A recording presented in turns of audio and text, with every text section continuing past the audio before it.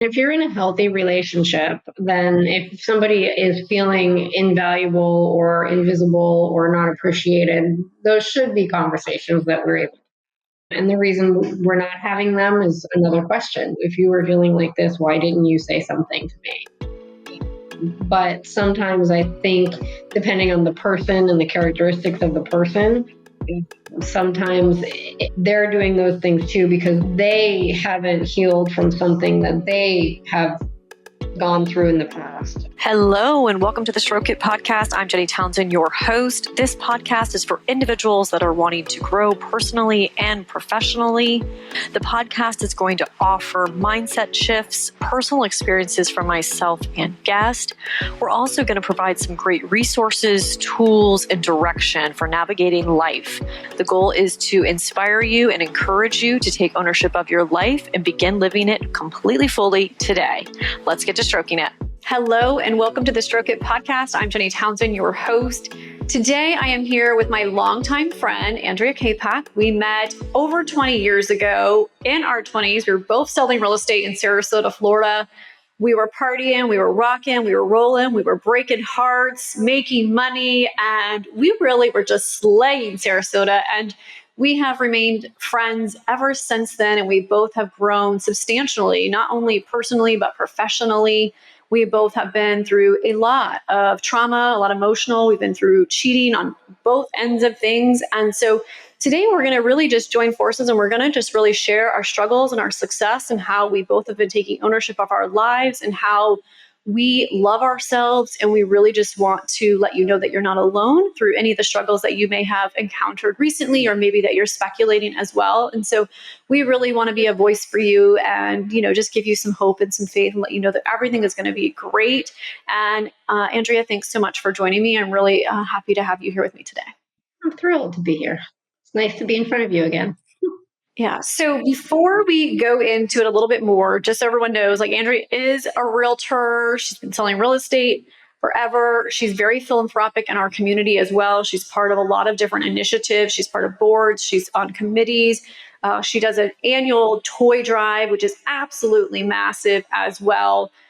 So anyways, Andrea, tell our listeners a little bit before we get started, something that I missed or something that would be really unique, and maybe what season of life that you're currently in. Everything that you said is pretty accurate. I've been a estate agent here for 20 years. That's how I met Jenny. I do like to be very involved as much as I can in the community. I have a heart mainly for our Sarasota Police Department or downtown PD. I sit on the board of a nonprofit that helps them. And my toy drive is very big as well.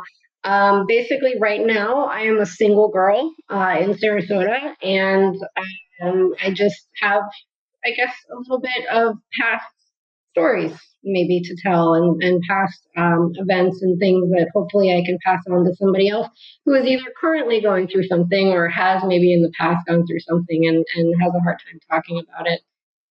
I know that through each of my challenges, every time I did talk about it, even if it was just to close friends of mine, it helped and it made me feel better. Awesome. Well, I'm really excited for you to be here, and thank you again for your vulnerability and for sharing. So before we start talking about the meat and the bones and, sharing some of these stories that we both have to share, let's talk about the love languages. I think they're super, super important. I read the book 5 Love Languages by Gary Chapman. It's been super impactful in my life and my marriage as well. Actually, when my husband and I were separated, he bought me that book and we both read it. And it was really, really eye-opening. And we had ideas of what we thought each other's love languages were, but then we had different definitions for them. So for instance, quality time, for him, it was one-on-one, spending quality time, us engaged in a very good conversation. My idea of quality time was, hey, we're at an event together. We're, on the couch together. We're at home together. Mine was not as much intimacy as well. And then, personal touch meant 2 totally different things for us as well. So I think it's super, super important when we're talking about relationships and we're talking about obstacles that we have in our relationships too. If we don't really know our spouse or our partner's love language and they don't know ours, it can be really hard to have a really solid foundation in relationships. So when you mentioned acts of service as your love language, can you give us some examples of what that means to you? So I was actually really glad. I've known about the love languages for a while, but I was really glad that you said that this was going to be a question that you asked because, all joking aside, outside of food, I really had no idea what my love language was. I had thought about it. I knew about the book. I had thoughts in my own mind, but I really had no idea. And then the acts of service came out, and when I read that, it actually hit because it's true when people, even if it's a friend, doesn't have to necessarily be a spouse or but if friends, coworkers, if they go a little extra out of their way to help me, whether it's an errand or those are the things that I think I've always really felt close to, and made me really feel like that person is taking time out of their day that they could be spending on something else and helping me. Just little, even if it's just little stuff.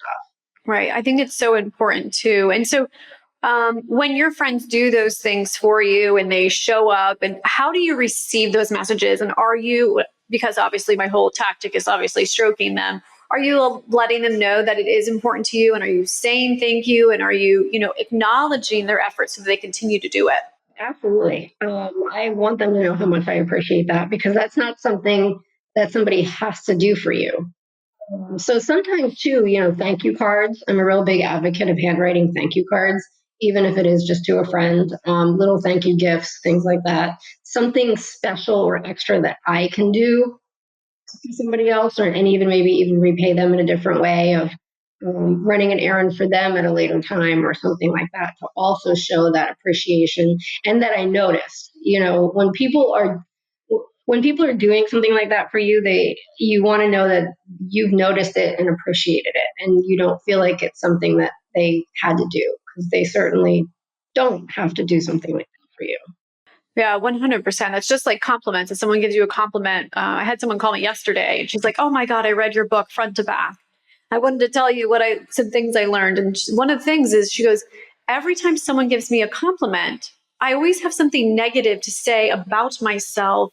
Or I'm always like, but I never accept the It's compliment and so say thank hard, you and isn't just it? soak that up." Sometimes the compliments, Just I get where she's coming from. The compliments can be hard,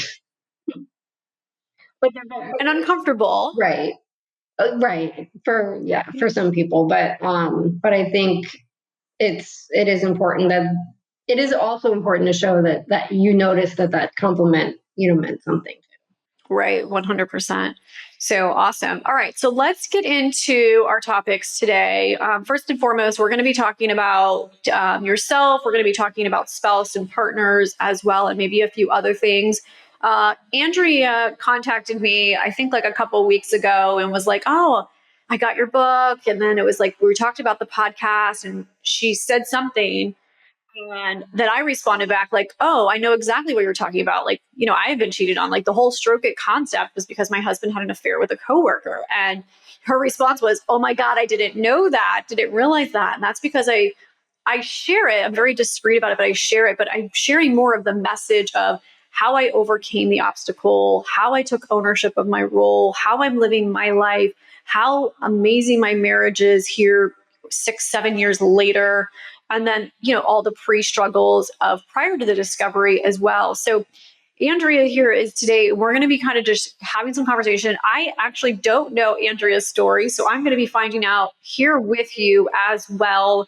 And Andrea is just going to share some stories. We're women in our 40s, so we have had a lot of relationships, and we've had various boyfriends at times and significant others. I've been cheated on multiple times throughout my life, and which is unfortunate and very sad. But you would think I would learn, oh, what the heck is wrong, or things like that. But at the same time, some people just are loved very differently and they love you, and just sometimes it works and sometimes it doesn't work. So we're going to be talking a little bit about that. I want to remind you though, if you are feeling triggered by our conversation, I want you to just take a couple deep breaths and kind of stay with us.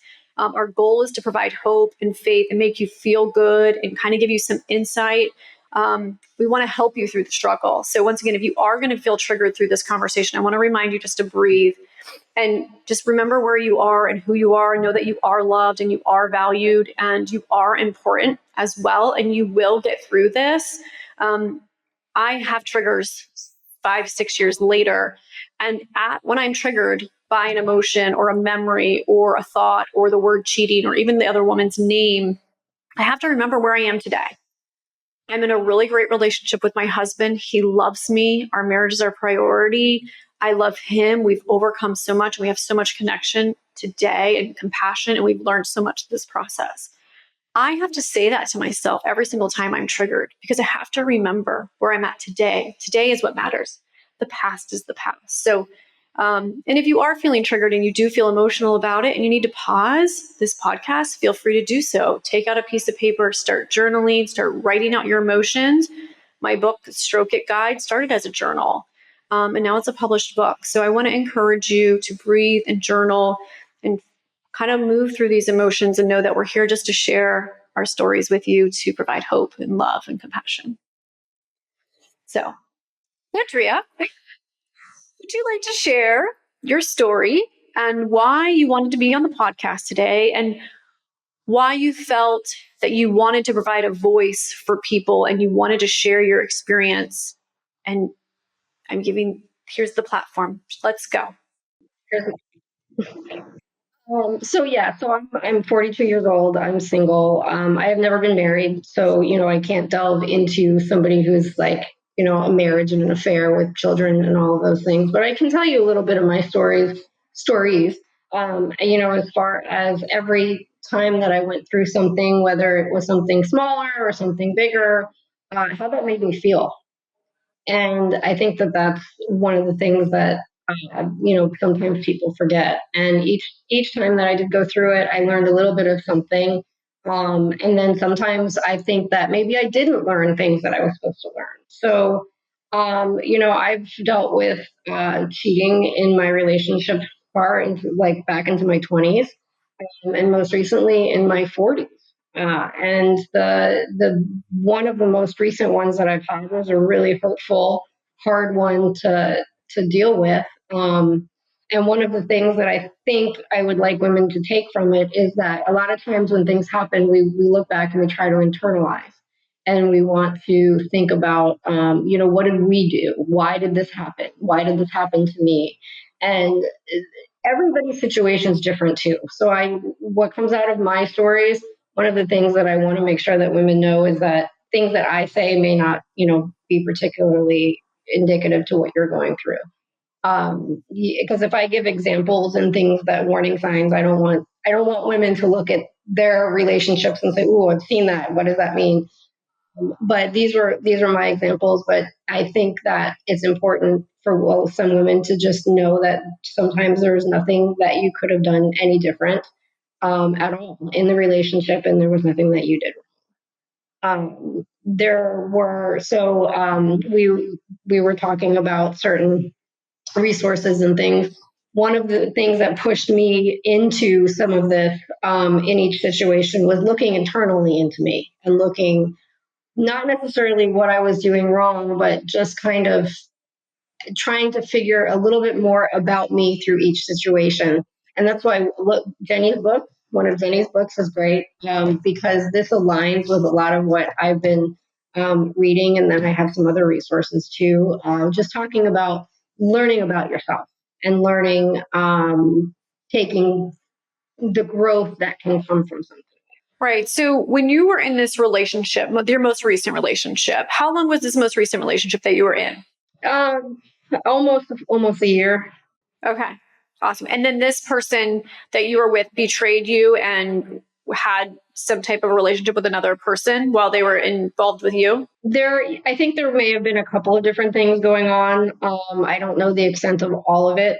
But, and one of the important things that I really want women to take is to listen to your intuition. If you kind of start to feel like something is wrong, even if you think you might feel like you're being paranoid or you're overthinking something, start paying attention to little stuff.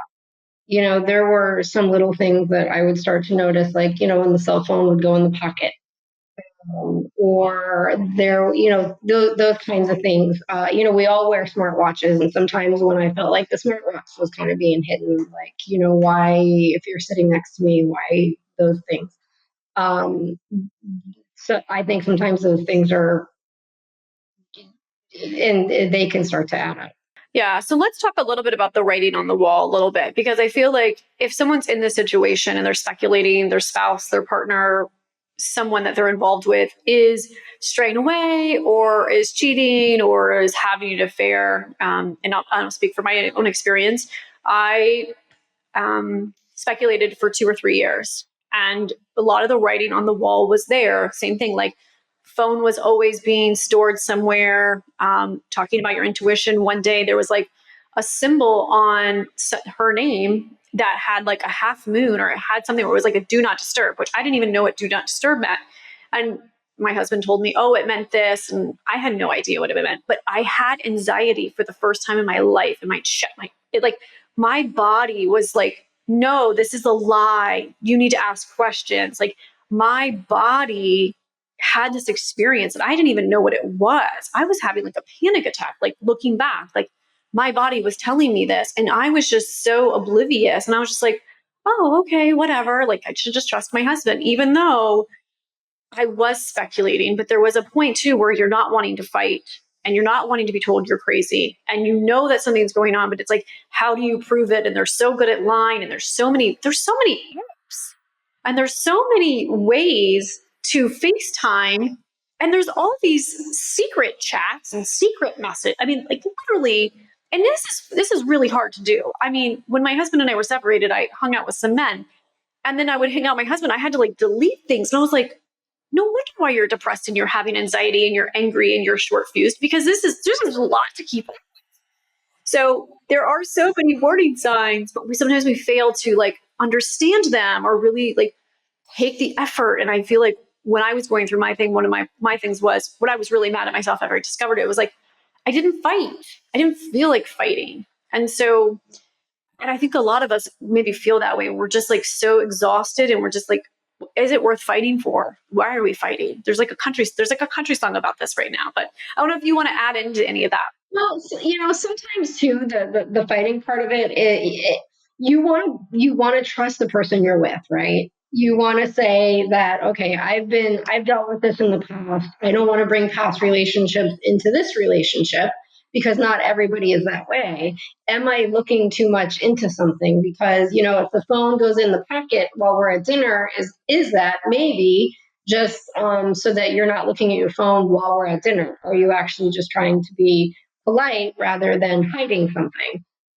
But sometimes it's the little signs that start to add up. And again, it's your gut. And then you just kind of start taking mental notes. Okay, this happened, this happened, this happened. And then, after a little while of that, we live in a very small place and people see people.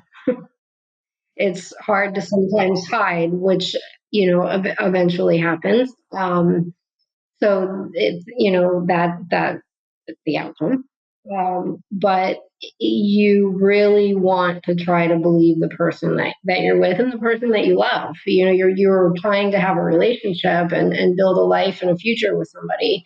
And you do start the whole "I'm crazy" thing starts to go through your mind, because you are trying to say maybe this person is just being polite. But another thing I think to notice too is if you know somebody really well, when patterns start to change, is something I think that people should maybe pay attention to too.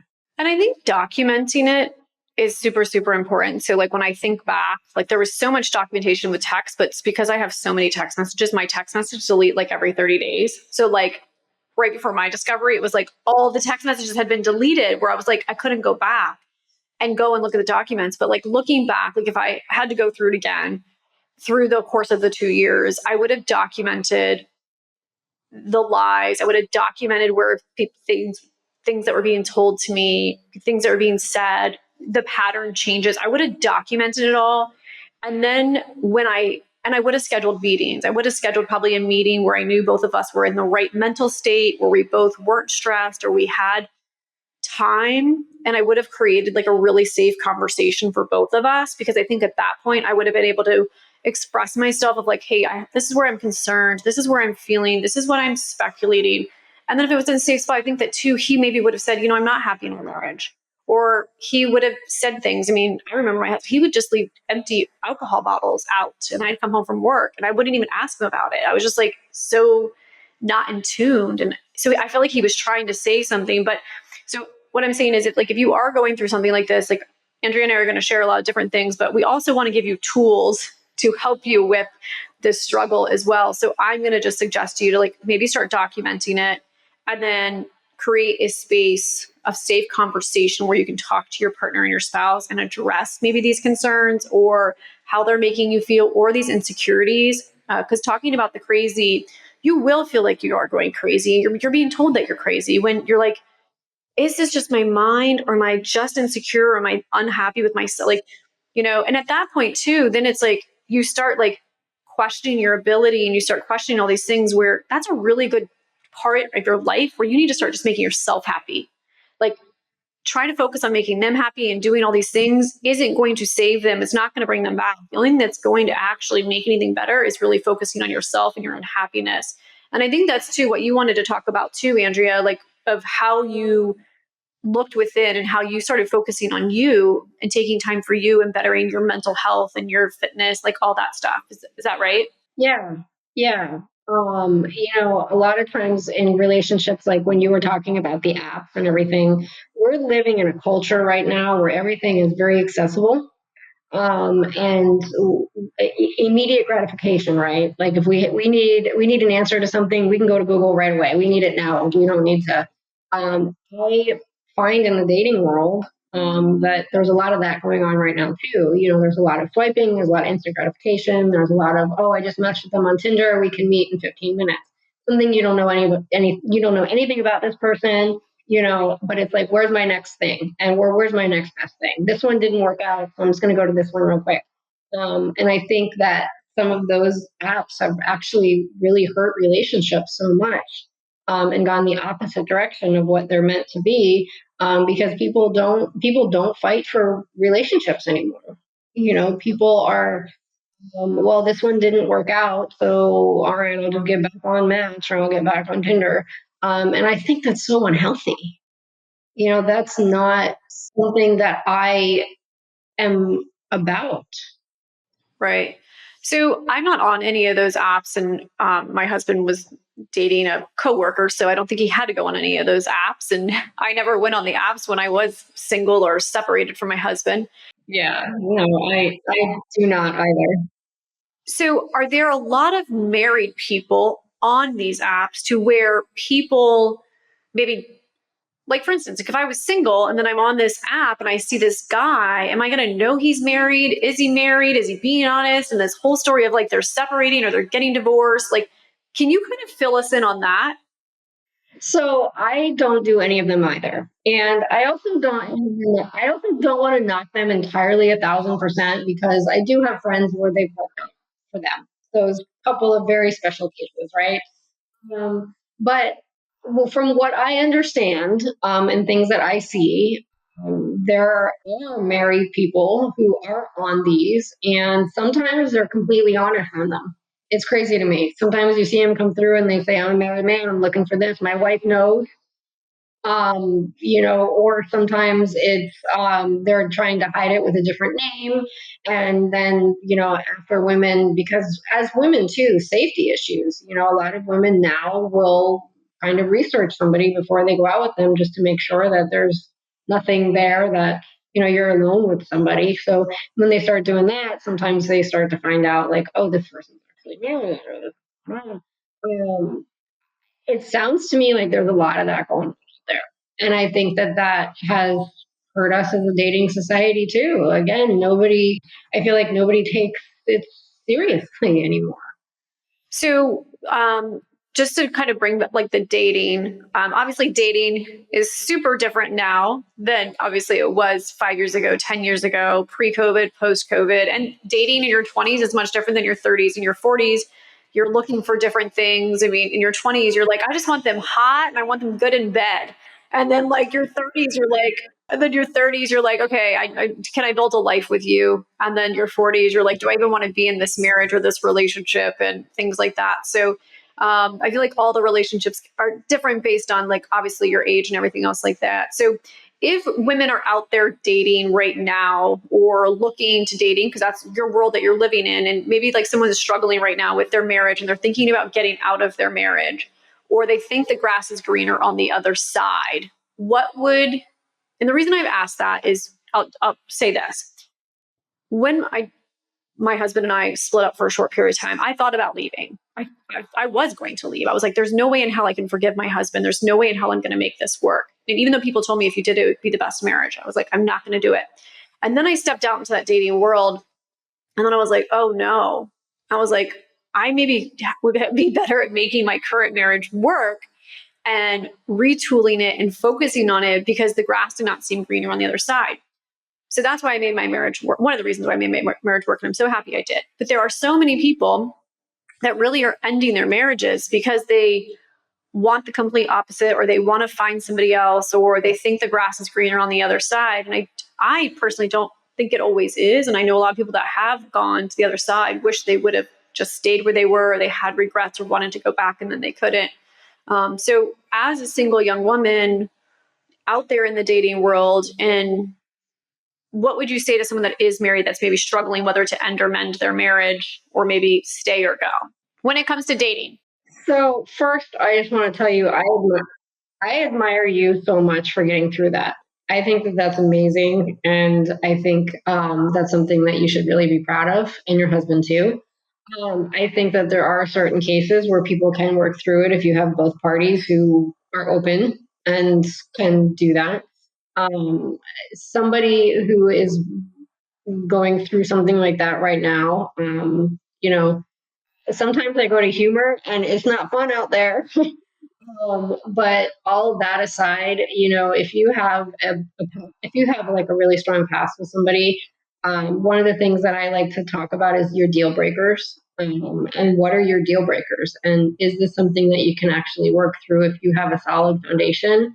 And what made this happen? I'm also a huge fan of therapy, whether it's therapy for personal reasons or for couples therapy. I think it's huge. I think you're sitting in front of somebody that you don't know who's completely unbiased, and you're telling them what's going on, and they have no vested interest. Like your friends are going to tell you things that you probably want to hear. You go to a therapist and you're going to hear some of the hard truths about you, about your relationship or whatever else. And I think that that's something that can really make relationships a lot stronger. People fight it, for whatever reason they don't think, but I think it's huge, and I think it's really important, and I think it can do really good for people as an individual and for people as a couple. Yeah, 100%. I did a lot of therapy through like the post discovery, and a lot of it was just therapy on myself because I felt like I want to be the best that I possibly can be for myself. And then if my husband loves that and wants that, then that's fantastic. But if anything, I'm bettering myself, whatever the future holds for myself first and foremost, which I think is super, super important. Okay, so it's not fun out there, you said. What are some other things that you would like our listeners to know when going through the journey? Like, what are some things that maybe you have learned through the process of, discovering someone was unfaithful to you, and then the growth? Because, when it first happens, you're super angry and you're just mad at yourself, you're mad at them. There's a lot of resentment, there's a lot of blaming, there's a lot of pointing the fingers, there's a lot of just rage as well, and then not understanding and then questioning. And then there's the period where you start to like see some hope and growth and things like that. So can you kind of walk us through like that emotional roller coaster that you went through so that we can kind of learn from that, and then maybe give some tools and tips on like what we could be using? So, yeah, the anger for anybody is the first stage. So it's the first thing that you want to think of is anger. And then, it's a mix of anger and feeling bad about you. Like I said earlier, it's, what did I do? Oh, why is this person better than me? Or why, and then once all that settles, I think to discovery about yourself.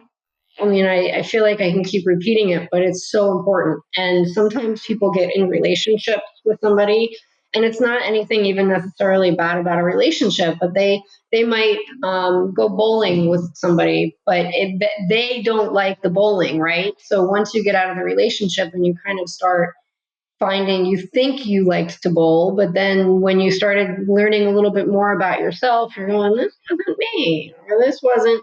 So I think once you start really learning about who you are and the things that you enjoy and the things that you like, so that you're not shifting too much for somebody else, just to be with a person, is the road to a really healthy relationship.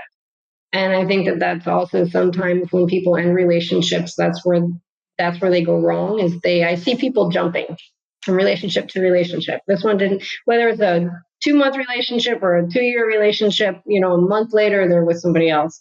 And I never understood that, because I don't know how you can really learn who you are. You keep adapting to kind of be with somebody else. And then how can you be with somebody else and give that person everything when you're not whole? You're looking for something.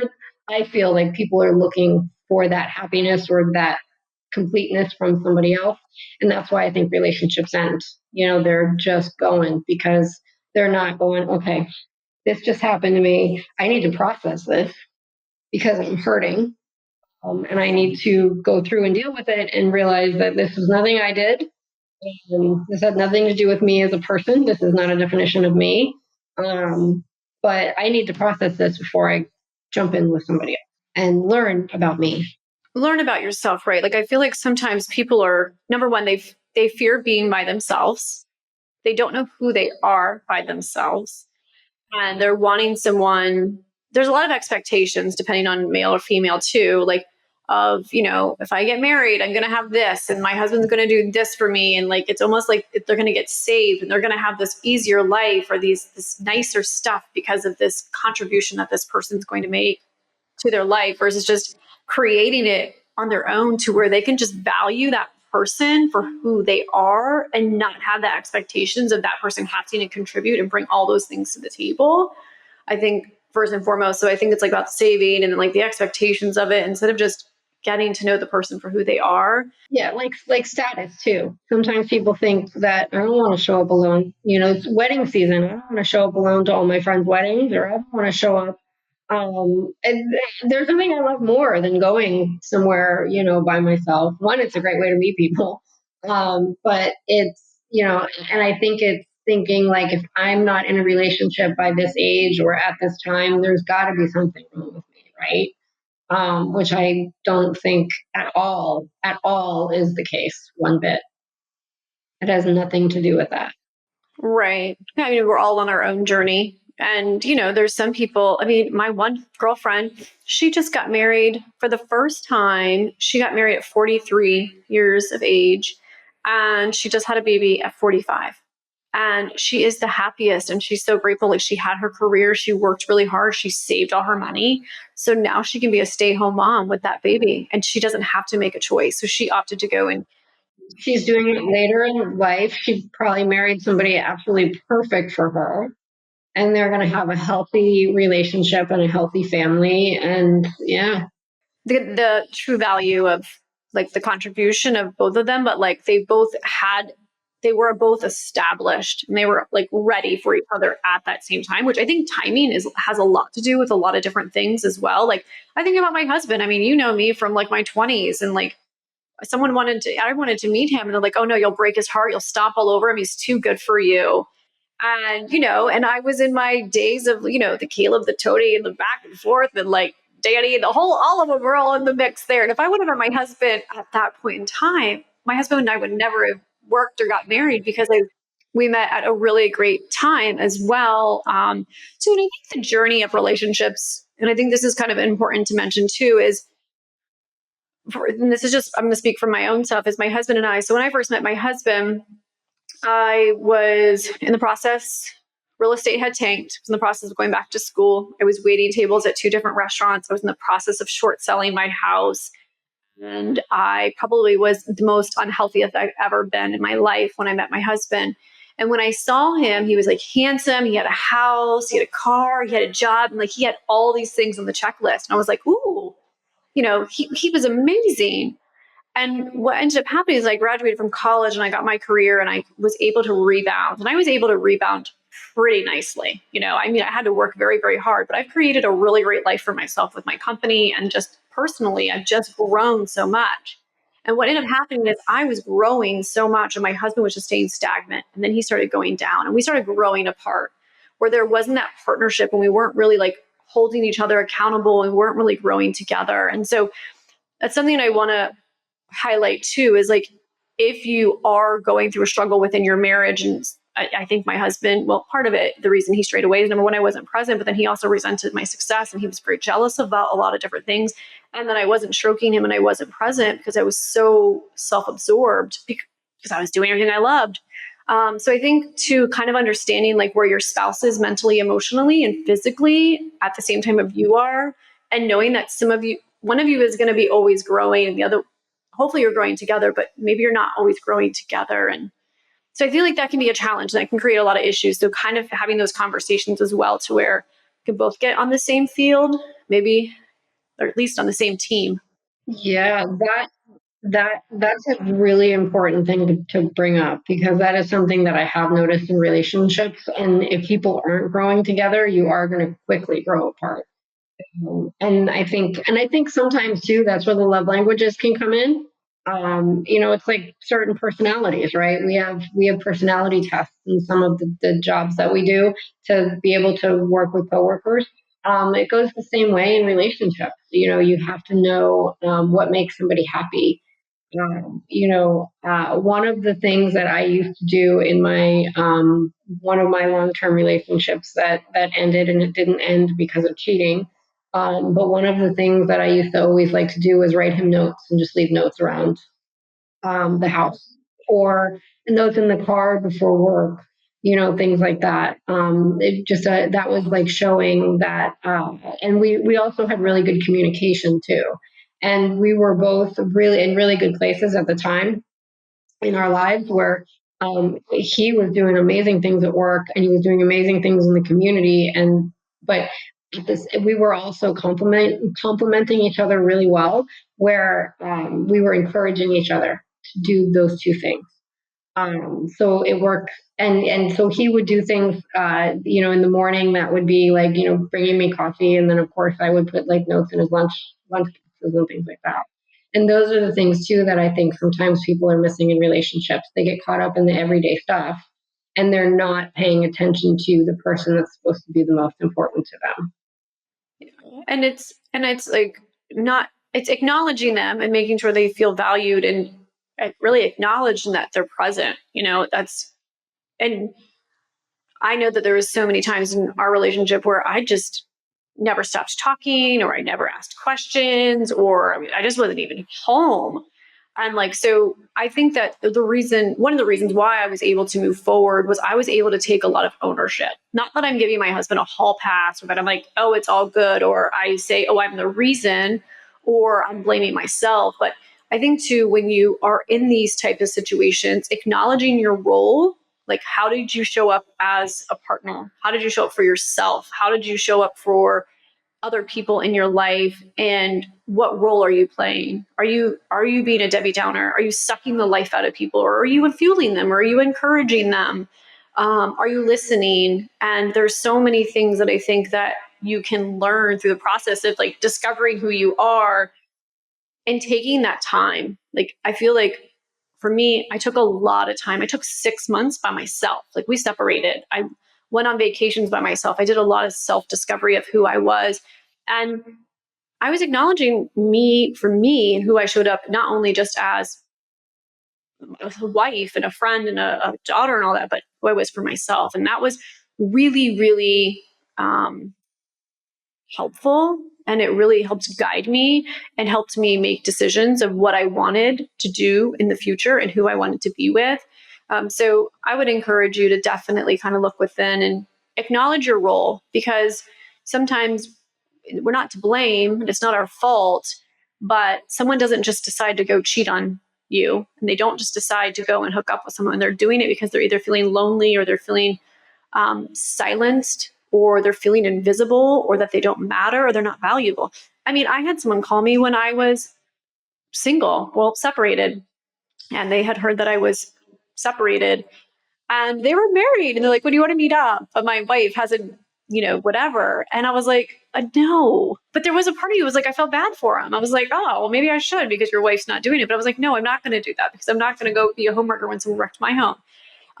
So there's just so many just emotions and different things out there, but I don't know. It's just such a journey. Yeah, I think, and it's communication, right? And if you're in a healthy relationship, then if somebody is feeling invaluable or invisible or not appreciated, those should be conversations that we're able. And the reason we're not having them is another question. If you were feeling like this, why didn't you say something to me? But sometimes I think, depending on the person and the characteristics of the person, sometimes it's they're doing those things too because they're not healing from the past. So it might be a problem in the current relationship, but they haven't healed from something that they have gone through in the past. And to them, it's like, all right, well, this is kind of getting boring to me right now. So let's see what's here. And then if this doesn't work out, I'm still going to come back here, but maybe this time, so they're not healing from something that they haven't dealt with it. Healing, haven't dealt with it, haven't tackled it. And that's where I really wish that was, something that the importance of that people could see. Yeah, 100%. I didn't know my husband was depressed. I didn't know that he had anxiety. I didn't know so many things prior to the discovery. And then I would talk to his friends and be like, God, he's so depressed. Like, he's been depressed for 20 years. I was like, I never knew him as depressed. But he had so many struggles and so many things from his past that he didn't deal with either. He had been cheated on, and he had been betrayed by someone. And he didn't actually deal with that until we were going through our thing as well. So, that's another reason why, like, when we're talking, on Andrea was saying this too, of like, just like taking ownership and own your feelings and own your struggles and own how you feel, and get through this breakup or this heartache before you start another relationship with somebody else, because you don't want to bring that baggage into the next relationship. And then you don't want to get into a new relationship and wish you were in the other relationship. And this is part of like my 4 ground rules that I cover in the book. One of them is just slow down, avoid rushing decisions. Yeah. A lot of people bring those past things into new relationships. And then they say, it didn't work out. Well, it didn't work out because you took something from this past relationship and brought it into a a, a different relationship that's, not related to that relationship. And then sometimes it's just a cycle. Right. So I want to ask you a personal question. And if you don't want to answer this, feel free not to answer this question, because I'm putting you on the spot. We did not talk about this question. Um, do you trust the men that you're dating? Or is it hard for you to, based on like some of the things that you've been through? Going back to intuition, I'm open about how I do have trust issues. Sometimes I do look into things a little bit more than some people. But in the couple of healthy relationships that I've had, and one of them was almost 4 years, I trusted him 1,000%. It was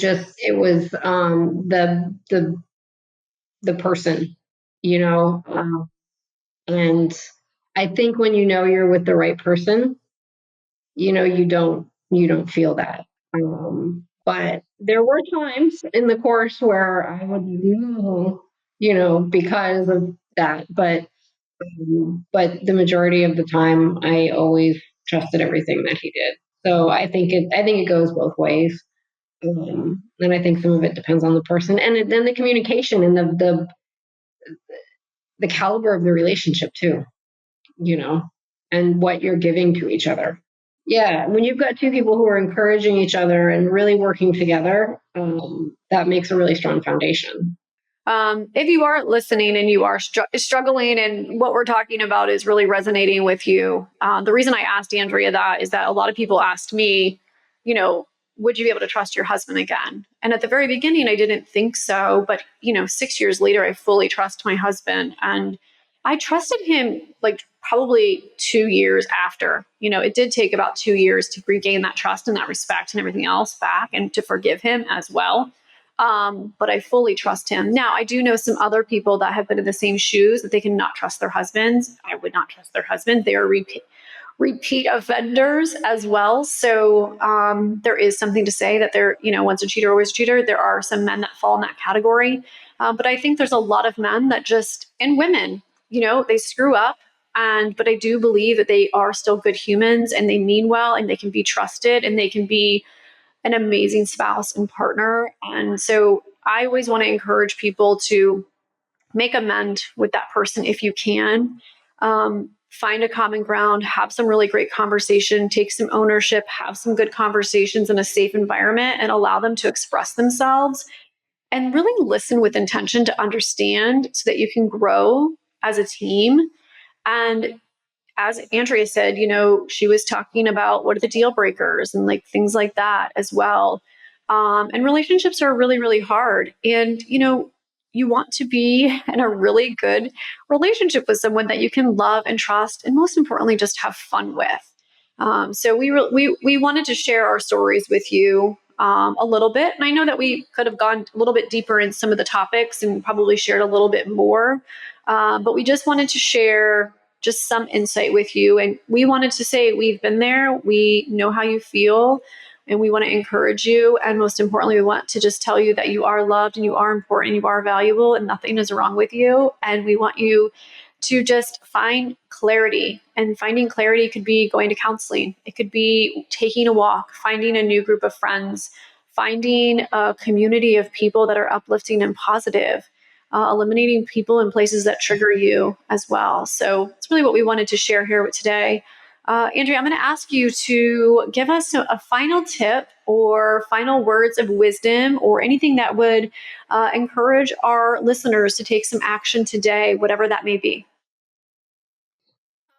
Well, the entire basis of the podcast, talking about yourself, talking about finding out what you want, what you love, reading, like I'll throw out Jenny's book again, is a really good one. Reading and just learning about you, and honestly, following your intuition and your instincts, and your feelings.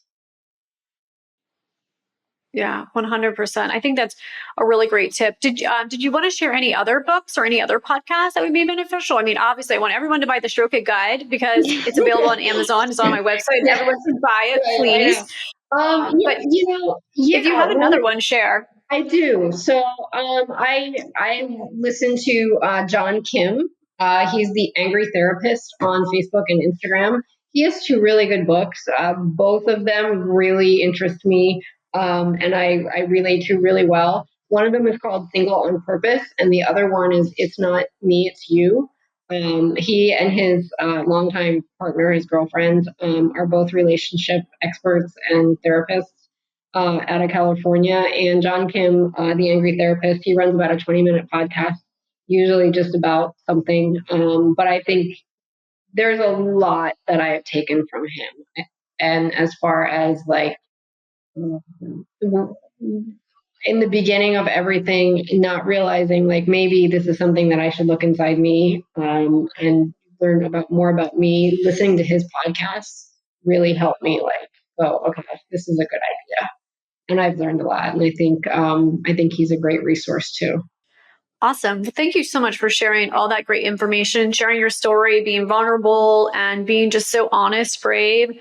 I feel like this is probably one of the rawest episodes that I've ever been on my own podcast. I feel like I shared a lot today. I haven't shared that much on the podcast. So Anyway, so if you really enjoyed what you heard today, I'm going to ask you to give Andrea and I a 5-star review, give us a comment wherever you're listening to podcasts today, whether it's Amazon, whether it's your Apple, whether it's Android, whether it's Google, wherever you're listening to podcasts, please give us a review.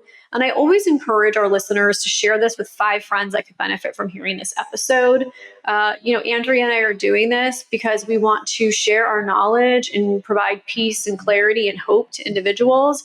The only way that they're going to be able to get that is by you sharing this with your friends, your family, maybe a coworker. If you have a Slack channel at your office, drop this podcast in it as well.